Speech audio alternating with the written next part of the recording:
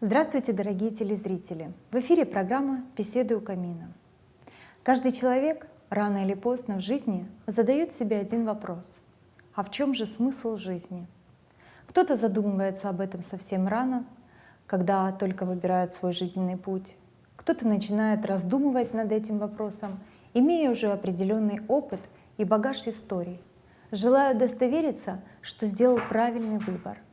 А кто-то попросту подводит итоги своей жизни, своих решений, и тогда, оглядываясь назад, начинает размышлять, а правильно ли я поступил в той ситуации, к чему я пришел в конце, каким человеком я стал для своих детей, внуков, родных, что я сделал в жизни такого, после чего мог бы сказать, что жизнь прожита не зря.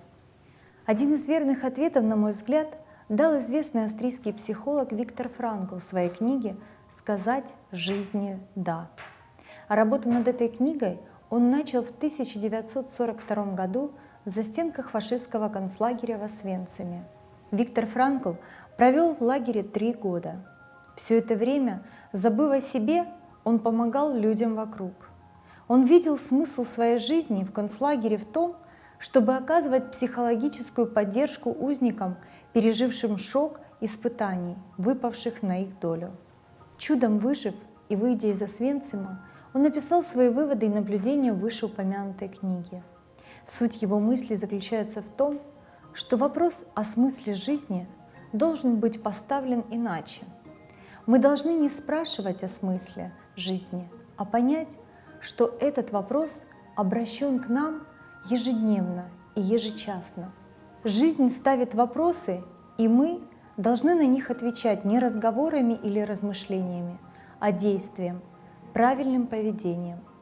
Ни одного человека нельзя приравнять к другому, как и ни одну судьбу нельзя сравнить с другой.